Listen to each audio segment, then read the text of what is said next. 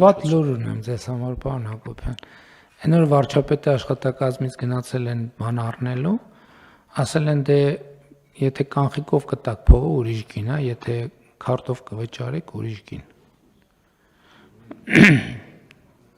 Հիմա ես ավելի եմ հակվում, մեր գործընկերներից ռադիկալ հայացքներ ունեցողներ կան, միշտ որ այդ հայտարարությունը անում է, բան տենց բան անցնում, տենց լարում անցնում դալիճով, այս կանխիկի հարցը պետք է լուծենք։ Ժողովուրդ ինչն է սա, պետք կանխիկ փողը մի հատ կարակ բացատրեք։ Ինչ են անում մարդիկ կանխիկով։ Կա շարք են տալիս,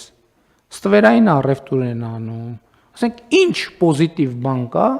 որ հնարավոր չի անել անկանխիկ փողով։ Բան ծննդին նվեր տալ հնարավոր է, հավելվածով տեղում քարտով փոխանցում ես։ Նվեր, այսինքն ինչ կա, որ նորմալ բնականոն կյանքում, որը սահմանված է Հայաստանի Հանրապետության օրենսդրությամբ, հանրային բարոյականության նորմերով եւ այլն եւ այլն։ Ինչ կա, որ հնարավոր չի անել անկանխիկով։ Մի հատ հələ գույքագրեք։ Անկանխիկով որ հնարավոր չի անել։ Չէ՞ մի հատ լուրջ գույքագրեք։ Որովհետև ինչ է նշանակում Երևան քաղաքի կենտրոնում վարչապետի աշխատակազմը գնա առևտուր անի, ասի դե գիտես ընկեր ջան, սենց է մեր մոտ։ Ուրեմն եթե սենց անեք, սենց կանեք, փակեք այդ խանութը։ Փակեք այդ խանութը։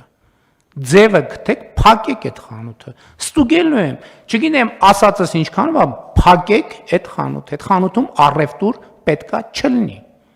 Իմ վրա եմ վերցնում անձնական պատասխանատվությունը ու ամեն օր կողքով անցնելու եմ։ Միջև անձնական թույլտվությունս չլինի, այդ խանութը պետք է չբացվի։ Կզեկուցեք անձամբ։ Քանի սենց խանութի տեղ իմացա, ամբողջ պատասխանատվությունը վերցնում եմ իմ վրա։ Փակվելու է այդ խանութը, առևտուր չի լինելու։ Միջև անձնական թույլտվություն չտամ, առևտուր չի լինելու։ Հաջորդ հետ բջջային հեռախոսների համակարգը արագ ներդնել։ Երկրում չի կարա լինի մտնի բջջային հեռախոս, որի հարկերը վճարված չեն, բացառությամբ ոնց որ պայմանավորվել ենք։ Ամեն քաղաքացի տարեկան կարա մի հեռախոս իր անձնական, թող 2 հեռախոս թող տարեկան մտցնի։ Չէ, որ չստացվի, որ մի հատ իր համար է բերում, մի հատ ընտանիքի, թող 2 հեռախոս թող տարեկան իր բանի համար մտցնի, բայց այդ պետք է մենք կարողանանք վերստուգել։ Ոնց կարելի է ասենց վարվել։ Այսինքն մի ժամ ես կարդում եմ այս ծրագրերը։ Գյուղերը ցեխերի մեջ կոլոլված,